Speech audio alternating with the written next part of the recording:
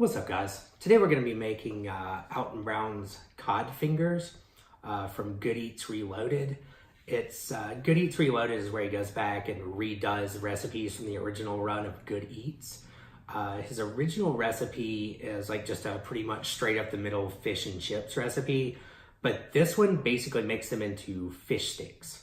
Like you chop up the fish, mix it with a bunch of other stuff and binders, and then bread it, and then, fry them. So we'll see how this goes.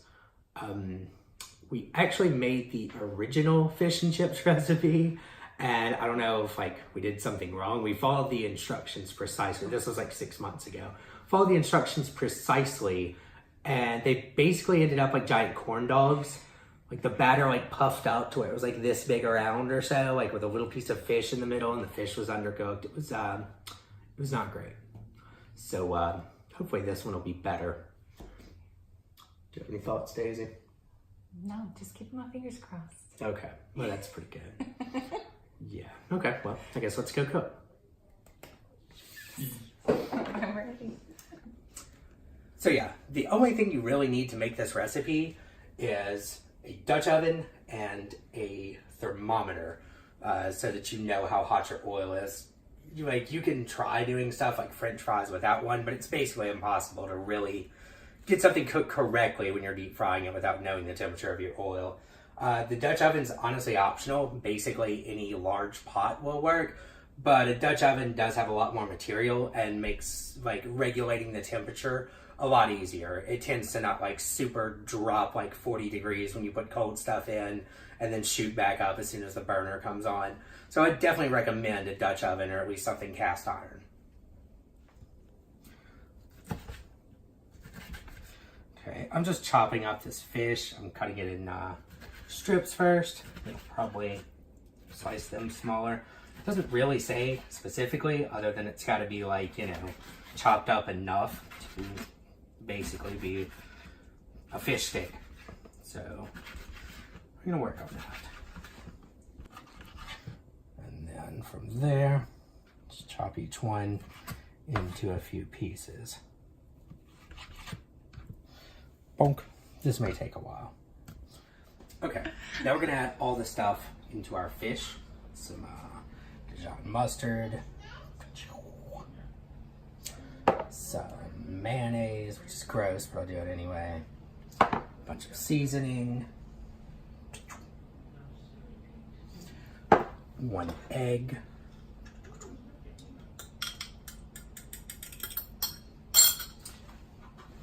and all of the breadcrumbs. Well, what's that, 3/4 of a cup of the breadcrumbs. I'm gonna mix it all together. I'm gonna see if I can use this, but I might end up using my hands. No, it looks like it's coming together pretty well. Nice. Okay, I'm gonna get this all incorporated. Okay, Daisy, you're doing 1.5 ounce portions of our fish mixture. Yeah. That's pretty good. Yeah. I don't exactly know. We'll shape these in a minute. Let's Yeah. weigh Okay. them out. Weigh them out. We'll weigh them all out. Yeah. Okay. I didn't know that. But they look really good, Daisy. Hands are super messy. They're all shaped. We're going to continue to weigh out. Yeah, I'm picky. Sorry. That's too much. That's definitely fine. Okay. Ta-da. Nope. Same. We're going to little piece. Look. We're getting down to the nitty-gritty. Yeah, that's so good. close. Look. Ta-da. That's it. Okay. Yeah. That's how picky I've been. Okay, I understand. Okay, we're gonna let these chill for half an hour. Okay, we're ready to bread our fish. We have the flour, egg wash, panko breadcrumbs, and a plate. And our fish have been in the fridge, and they're nice and, cold, and they've kind of come together. So we'll do that in just a second. We're gonna take the fish sticks and roll them around in flour. You want me to show you doing that? Yeah. Roll them around in flour, shake off any excess, then into the egg wash, then panko breadcrumbs.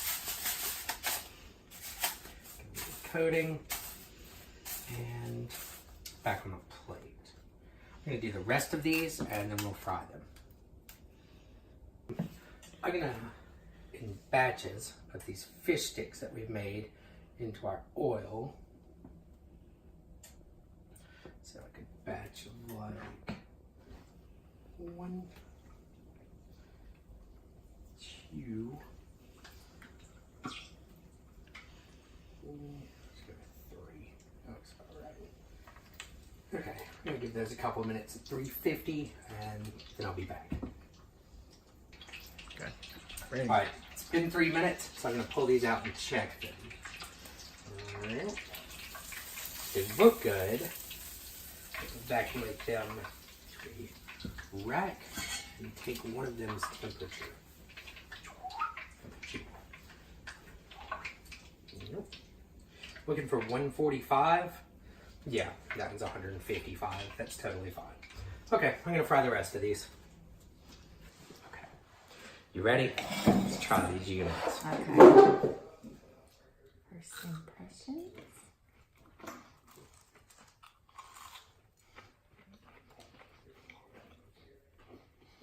That's pretty damn good. I like that a lot. Those are good. Oh yeah.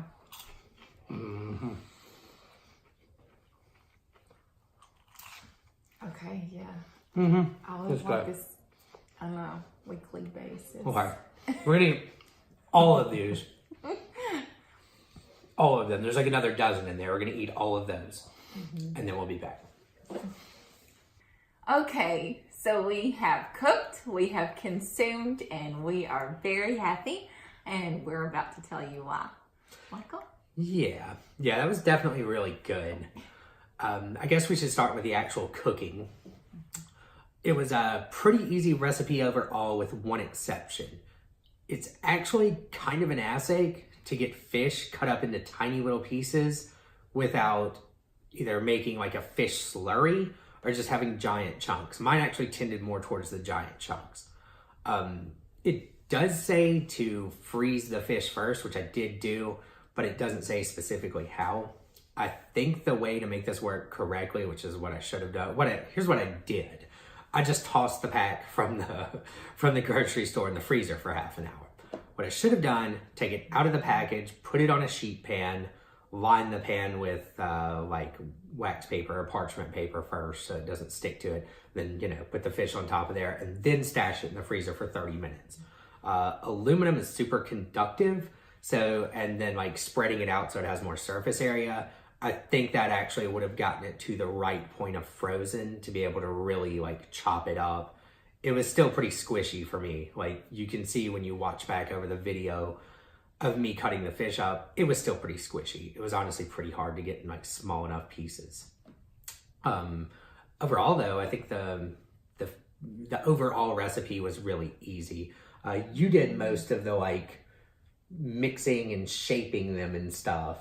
Yeah, it was very easy to make and form. The recipe was super accurate. Yeah. With the amounts. Right, because I think it said 1.5 ounces a piece and it would yield 12. And it was like, I mean, I know this isn't like some kind of black magic, it's just math, but still there's a lot of bad recipes out there that say one thing, but then you end up like, cookie recipes are terrible for this. They always say they're gonna yield like 12 and then you make like normal sized cookies and there's 40 of them or something like, but this recipe did exactly yield exactly what it said. And also when I cooked them, the cook time and temperatures were absolutely spot on. I mean, that's not all that surprising as it is Alton Brown, and he kind of has a reputation for having really good, accurate recipes, but still, it is nice to know that like the amount, if you portion them like he says and use a scale, then it will yield exactly what he says it will.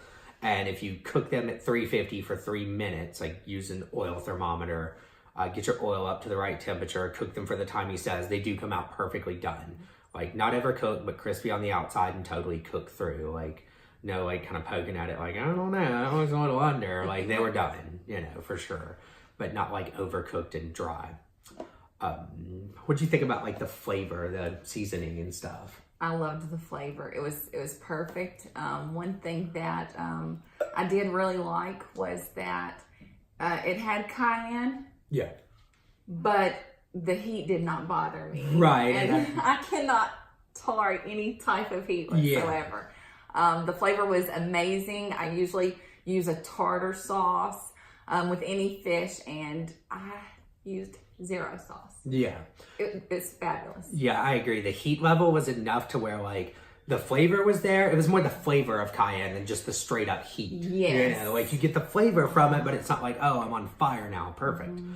And also, that definitely helps to make it kid friendly. Yes. Like, it's enough flavor to be interesting to kids, but not so much that, like, your kids are going to be, like, you know, unhappy with their mouth on fire. So I thought that worked pretty well. Also, I think this would actually be a pretty good recipe to kind of make a little bit ahead of time, since it has the rest time in the refrigerator. Like, you could totally portion everything out, like chop the fish up, season it, mix everything together, portion everything out, stash it in the fridge, and then it says like up to 8 hours. So you could totally do this while the kids are at school. And then when they get home, or, you know, like, have everything ready for dinner, to where you could just, like, all you have to do is cook it, which is awesome. Right. Or perfect for coming in from a sporting event with your children and just pop them into fry. Yeah, and we both were saying that we thought it would feed really more than 4 people, because it makes a dozen and the portion size is 3 fish sticks. But honestly, even like with just fish sticks and fries, I only ate like 2. And I was pretty hungry. Like, they're actually really filling because it's a lot of protein. Like, they're mostly fish. Yeah. You know, like, so I think especially if you want to do something like throw another side in it, like slaw or something like that, or potato salad or whatever, or have something other than fries, you throw a vegetable in or something, like, it would definitely feed more than, you know, just 4 people. I think it would be absolutely a non-issue to stretch this to 5 for sure, and maybe more, like I said, if you had more sides or something. Right. They're definitely filling. Oh, the other thing too is, to me, they really resemble like the consistency of a good like fried fish taco. So that might be a really good idea for the leftovers if you do make them for just 2 or 3 people like we are, and one of them is a tiny little 25-pound unit. If you have a couple left over, I think like chopping up the already cooked fish sticks, like obviously warm them up, chop up the already cooked fish sticks, and then throw them into a tortilla or something with like some crema, some cabbage, whatever. They make really good fish tacos. Yeah. I don't know what I said. Tacos? Tacos, though. I would make tacos.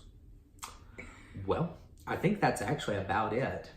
That covers it. Yeah, I think so. Everything. Okay. Well, thanks for watching, and we'll see you next week.